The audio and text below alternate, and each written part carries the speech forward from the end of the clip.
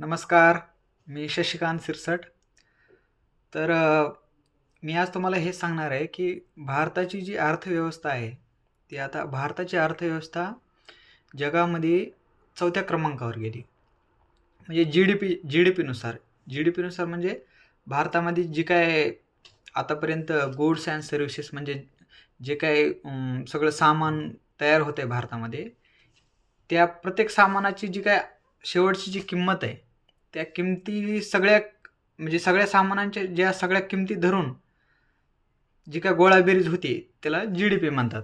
तर तो आपला जी-डी-पीनुसार भारत देश हा 4थ्या क्रमांकावर गेला आहे. म्हणजे ही बातमी कालच आलेली आहे.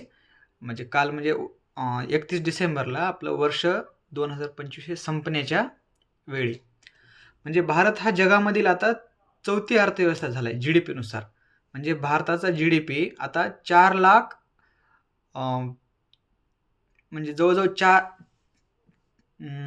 4,18,000 कोटी डॉलर, 4,18,000 कोटी डॉलर एवढा जी-डी-पी आहे भारताचा. भारत हा 4थ्या क्रमांकावर आहे. म्हणजे पहिल्या 3 वर भारताच्या वर 3 जण आहेत. ते 3 जण कोण आहेत? तर पहिल्या 1 नंबरला आहे आपला अमेरिका. अमेरिका हा देश 1 नंबरला आहे. 2 नंबरला आहे चायना आणि 3 नंबरला जो आहे तो जर्मनी. जर्मनी हा खूप छोटा देश आहे, पण त्याचा जी-डी-पी जास्त आहे. कारण तिथं जास्त प्रोडक्शन होतं, त्यांची जास्त एक्सपोर्ट होतात, त्याच्यामुळे त्यांचा जी-डी-पी हा जास्त आहे. जर्मनी हा साधारणतः आपल्या महाराष्ट्रापेक्षा सुद्धा एरिया कमी असावा, एवढंच त्याचं क्षेत्रफळ आहे जर्मनीचं. तर हा भारत आपला 4थ्या स्थानावर गेला आहे जी-डी-पीनुसार. पण आता याच्यात इंटरेस्टिंग मुद्दा असा आहे की भारत जरी 4थ्या स्थानावर गेला असला तरी जर पर कॅपिटा इन्कम जर काढला आपण, पर कॅपिटा इन्कम म्हणजे त्या जी काही पूर्ण जी-डी-पी आहे, त्या जी-डी-पीला जर आपल्या एकूण लोकसंख्येनं जर भागलं, तर जो काय भागाकार येतो त्याला पर कॅपिटा म्हणतात. पर कॅपिटा म्हणजे प्रत्येक माणूस, देशामधला प्रत्येक माणूस साधारणपणे किती कमवत असेल वर्षाच्या अखेरीला, तर त्याला पर कॅपिटा इन्कम म्हणतात. म्हणजे दरडोई उत्पन्न मराठीमध्ये. तर एका वर्षाच्या अखेरीला त्या देशामधला प्रत्येक माणूस साधारणपणे किती उत्पन्न कमवतो, तर त्याला पर कॅपिटा म्हणतात. तर पर कॅपिटा हा भारताचा खूप कमी आहे. म्हणजे जरी आपण अर्थव्यवस्थेमध्ये वर गेलेलो असलो, साधारण आपण अर्थव्यवस्थेमध्ये जरी 4थ्या क्रमांकाला गेलो असलो, तरी पर कॅपिटामध्ये आपण खूप खाली आहेत. मोठ्या-मोठ्या देशांच्या आणि खूप छोट्या-छोट्या देशांच्या पण आपण खाली आहेत. कशामध्ये? पर कॅपिटामध्ये. म्हणजे आपल्या सामान्य लोकांचं उत्पन्न वाढलेलं नाही आहे.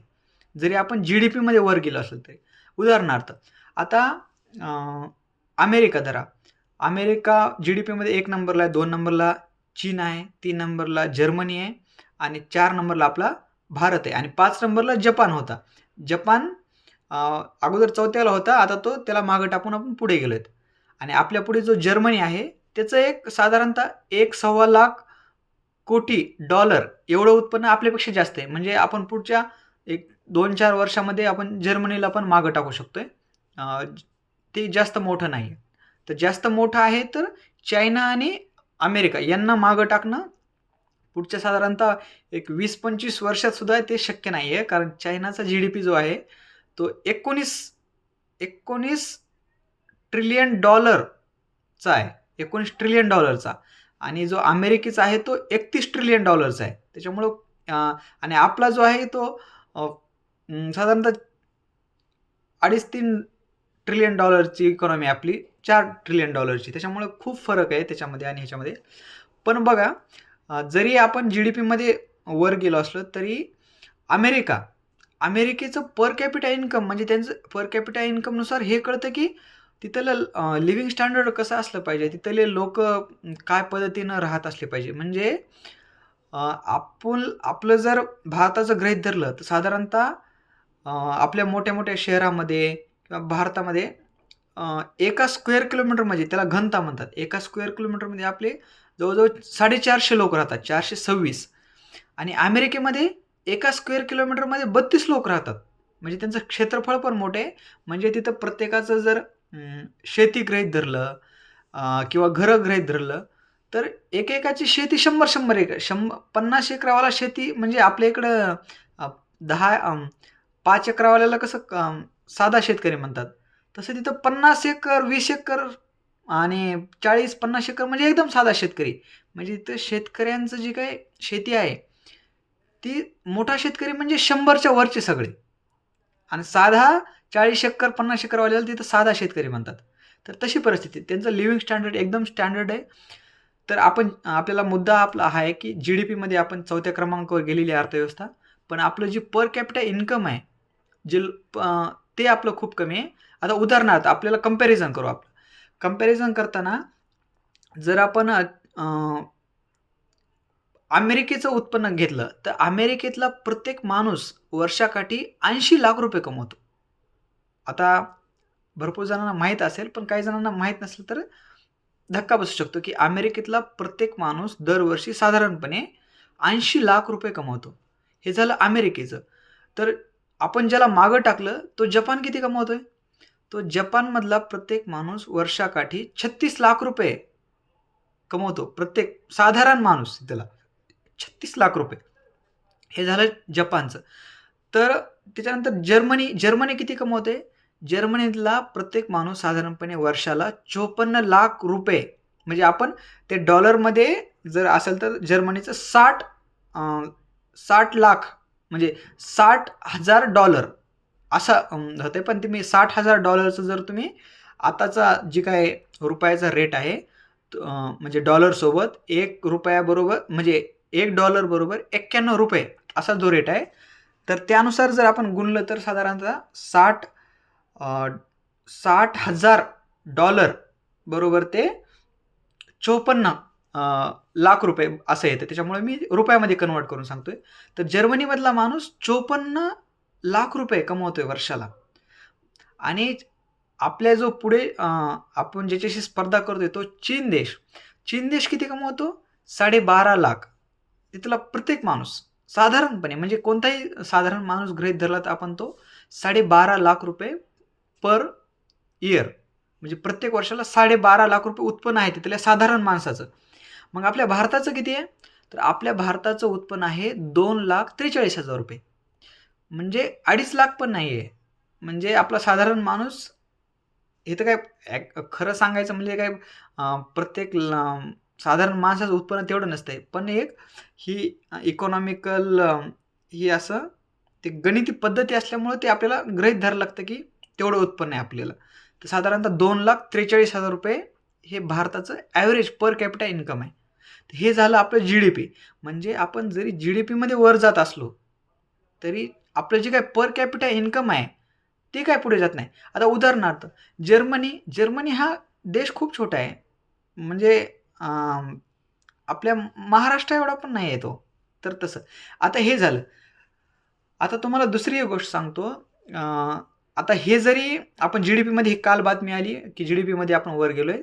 तर दुसरं पण आहे, की आपण जे काही पर्यटन जे स्थळं आपल्या भारत देशामध्ये आहेत, म्हणजे बाहेरच्या देशामधले लोकं पर्यटक जे आपल्या भारत देशामध्ये पर्यटन स्थळं बघण्यासाठी, देश बघण्यासाठी, देशातली संस्कृती बघण्यासाठी, ऐतिहासिक स्थळं बघण्यासाठी किंवा काही जण ॲग्रिकल्चर म्हणजे आपली शेती बघण्यासाठी म्हणजे ॲग्री टुरिझम पण एक नवीन सब्जेक्ट आहे. त्याच्यामध्ये पण लोकं ॲग्रिकल्चर बघण्यासाठी येतात.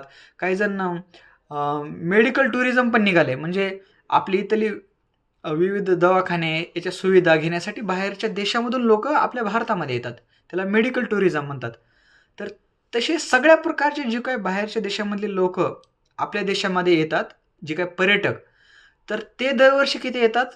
तर त्याचं प्रमाण साधारणपणे कमी होत जातंय. म्हणजे आपल्या भारत देशामध्ये दरवर्षी 1 कोटी लोकं परदेशामधून येतात. आता तुम्ही म्हणताल, की परदेशामधून लोकं येतात तर याचा काय फायदा आहे?